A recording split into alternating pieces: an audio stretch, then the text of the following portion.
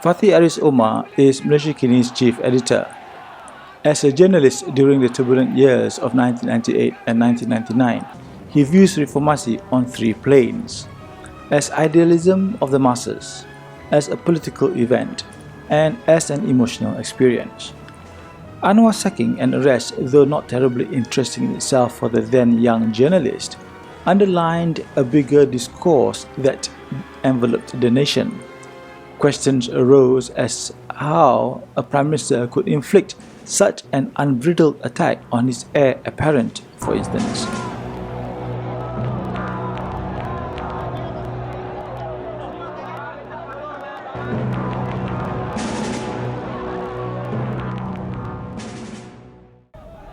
Reformasi ni bagi saya ada dua lah.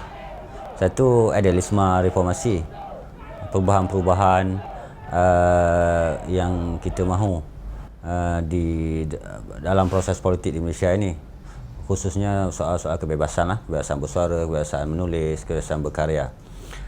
Tapi reformasi sebagai peristiwa politik 1998, 1999 adalah bagi saya ialah krisis politik yang berakar umbi daripada krisis pemikiran.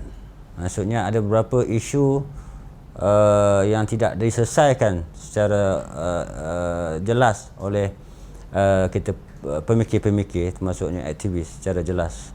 Misalnya soal hubungan kebebasan dengan institusi-institusi negara. Kita tak boleh lupa reformasi 98-99 itu bagi saya bukan soal pemecatan Datuk Seri Anwar Ibrahim daripada kabinet dan daripada UMNO. Soalnya ialah kenapa latar politik yang mengongkong masyarakat itu muncul sehingga lahirnya situasi di mana Perdana Menteri boleh melakukan tindakan sewenang-wenangnya terhadap orang nombor dua dalam negara, orang nombor dua yang dididik, yang pada satu masa dipercayai untuk menggantikan kepimimpinannya. Jadi rentetan peristiwa politik itu berlakulah insiden-insiden yang mengekang. Misalnya kebebasan akhbar dimanipulasi suka hati, kebebasan berhimpun tidak ada. Ya. Tapi secara emosinya pula, tadi dari segi peristiwa itu ya, dari segi emosinya lapisan ketiga ialah pembabituan saya sebagai penulis muda pada waktu itu, sebagai wartawan sambilan, ialah saya tertarik kerana pembabituan orang ramai dalam kegelisahan politik itu, khususnya orang yang turun ke jalan raya lah berdemonstrasi. Dan kerana saya jumpa ramai sekali pada tempoh itu orang yang tidak ada hubungan langsung dengan UMNO, orang yang tidak ada hubungan langsung dengan Anwar Ibrahim. Mereka ni rakyat jelata, rakyat biasa yang naif sekali politik je, tetapi menyertai protes bantahan itu atas sebab-sebab tertentu, atas sebab masing-masing. Tetapi apabila mereka dipukul polis khususnya, itu menjadikan kita lebih simpati. Jadi itu mendorong minat saya untuk mengikuti proses politik reformasi lah pada yang bermula 20 September. Sebab itulah bagi saya 2 September ni bukan titik penting pembabituan saya. Antara 2 September hingga 20 September tu saya tak ikuti dengan dekat gitu, kita jauh dengar daripada kawan-kawan. Saya tak pergi dengar ceramah Anwar Ibrahim di rumahnya di Bukit Damansara pada waktu itu ya. Tetapi apabila orang mula ramai berkumpul memprotes misalnya di Masjid Negara pada 20 September, kita ikuti. Dan selepas itu saya terus ikutilah. Kerana saya sebagai pengamat politik, sebagai wartawan sambilan, kita memerlukan bahan-bahan untuk menulis. Ya. Jadi saya dekati reformasi sebagai pengamat, sebagai penulis. Saya sendiri bukanlah peminat Datuk Seri Anwar Ibrahim. Saya tak ada sentimen dengan UMNO, saya tak ada sentimen dengan AB misalnya. Saya sebagai, kalau dari segi aktivis mahasiswa dulu pun saya tidak berasosiasi dengan kumpulan-kumpulan ini. Tetapi kita boleh lihat bahawa Datuk Seri Anwar sendiri pun dalam tempoh 90-an cubalah memperkenalkan idea-idea yang dianggap progresif lah dalam konteks pemikiran UMNO dan kekangan politik Dr. Mahathir itu. Misalnya memperkenalkan konsep masyarakat sivil, civil society. Itu pandangan dari segi seorang pemimpin UMNO tu progresif. Dan ucapan-ucapannya yang kemudian dibukukan dalam Kebangkitan Asia secara nonsens itu sebenarnya pandangan-pandangan yang sebenarnya memberi harapan pada waktu itulah, dalam konteks perkembangan ekonomi 1990-an itu memberi harapan bahawa kita ada satu wacana politik. Barangkali itu retorik, barangkali itu wayang Datuk Seri Anwar saja, tetapi sebagai pengamat muda pada waktu itu ada seolah memberi harapan. Jadi itu satu sisi. Tetapi saya melihat tadi saya sebut bahawa kita tidak melihat reformasi ini adalah persaingan politik Datuk Seri Anwar dan Dr. Mahathir sahaja, Tun Dr. Mahathir, kerana sisi-sisi buruk sistem yang dikekang oleh UMNO Barisan Nasional oleh pemerintah sekarang, yang masa itu dikepalai oleh Dr. Mahathir, telah merembes keluar. Misalnya apabila orang tidak suka laporan yang keterlaluan terhadap Datuk Seri Anwar, orang secara automatik tanpa disuruh oleh siapa memboikot surat khabar. Dan kita tahu wartawan sendiri pun di arus perdana waktu itu, wartawan televisyen, wartawan akhbar berdepan dengan dilema ini, bahawa dia tidak boleh melaporkan satu dengan lebih jujur dan telus. Ini tidaklah berkata bahawa 98 sahaja media dikongkong. Dia kita tahu dan tradisi persurat khabaran di Malaysia ini tahun 80-an baik, tahun 90-an baik, media kongkong, tetapi keterlaluan itu yang sebenarnya ditolak oleh ramai pihak. Dalam konteks persurat khabaran, wartawan menolak, wartawan menghantar memorandum misalnya. Dalam konteks layanan penyokong-penyokong dalam UMNO, dalam penyokong-penyokong Anwar dalam UMNO juga dilayan serupa. Misalnya orang yang sudah dekat dengan Anwar, syarikat-syarikat mereka ataupun kontrak-kontrak diambil alih oleh orang yang dekat dengan Dr. Mahathir. Jadi division itu, pembahagian yang keterlaluan itu membangkitkan persoalan yang lebih besar dari sekadar kenapa benda ni misalnya boleh jadi.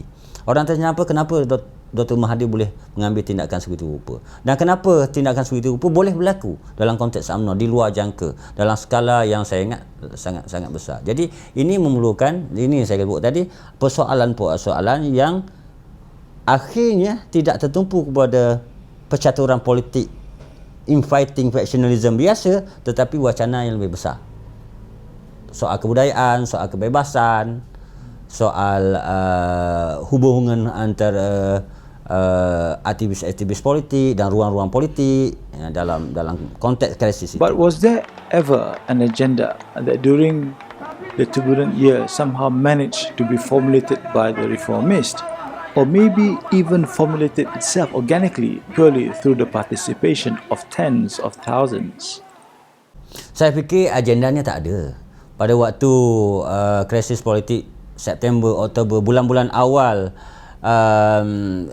berlaku krisis itu, saya tidak fikir ada orang melihat ke depan, ada orang melihat adanya agenda besar tentang kebebasan, tentang pendemokrasian, tentang perubahan rejim. Ya, saya ingat agenda immediate pada waktu itu ialah untuk menentang Dr. Mahathir, memberi tekanan dia sewaktu Anwar tidak boleh lagi melawan dia dalam parti.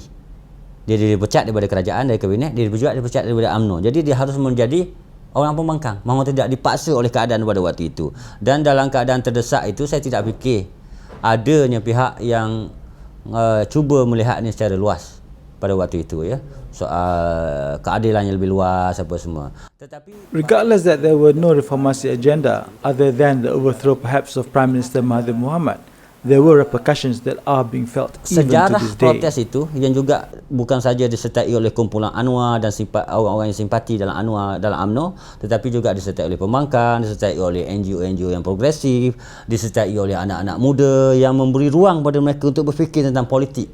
Pada waktu itu mereka akan tertanya-tanya. Saya masih ingat betapa ramai kawan-kawan saya cerita bagaimana anak muda pada waktu itu umumnya generasi 20-an lewat, generasi 30-an dan juga 40-an, anak muda berseberangan ataupun bertarungan dari segi hujah dan sikap politik mereka berdepan dengan generasi tua. Generasi tua lebih kepada Dr. Mahathir, generasi muda termasuk saya 20-an, 30-an lebih cenderung kepada Anwar. Jadi ada generation gap itu dalam melihat politik. Seolah-olah walaupun saya macam saya secara pribadi mengaku memang saya tidak ada obsesi dengan Anwar Ibrahim sampai sekarang pun. Tetapi peristiwa politik itu saya rasa satu kind of not serious, tidaklah lubang hitam, black hole, tetapi it's kind of political black hole that absorb all energy and focus ke dalam proses. Lagipun dalam konteks politik Malaysia ni kita tak berdepan dengan krisis politik yang banyak dan besar Ada kecil-kecilan, ada dalam 80-an, Jadi ini peluang pada kita untuk berpartisipasi menyertai politik dengan lebih mendalam.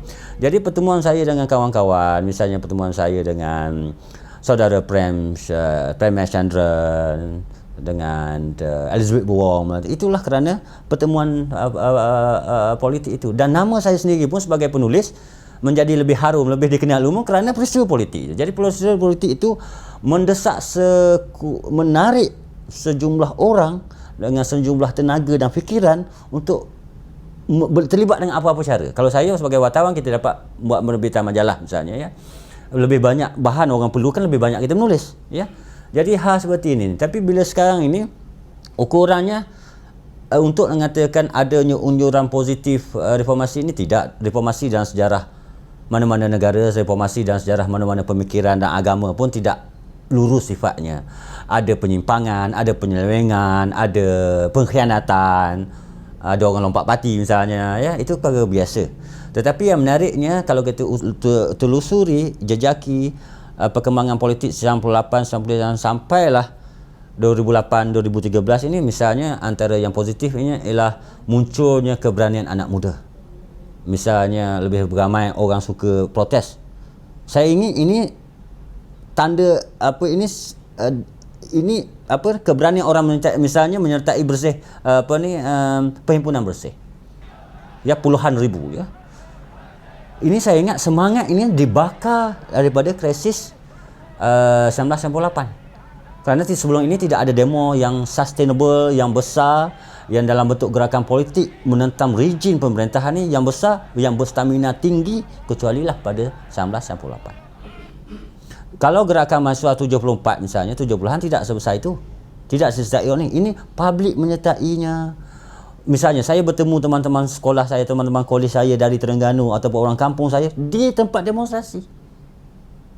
Kita dah terputus lama, tapi oleh kerana panggilan itu menyatukan ramai pihak. Jadi ini ada nostalgia dan romantismenya. Saya sendirilah mengingat reformasi yang lepas, tapi itu satu.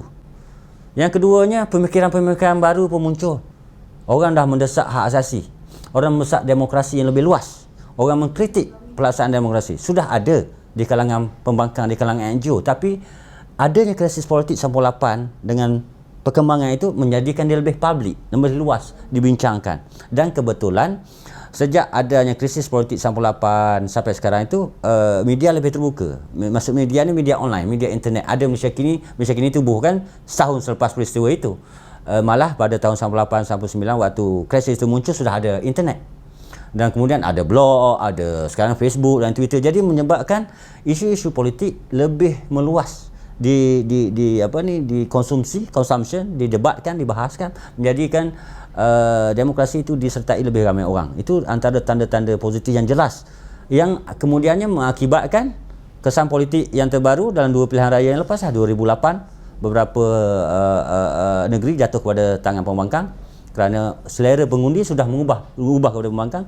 Dan dalam pilihan raya baru ni ada lagi perubahan, iaitu lebih banyak orang menyertai mengundi pembangkang, sehingga kan undi popular sudah meningkat.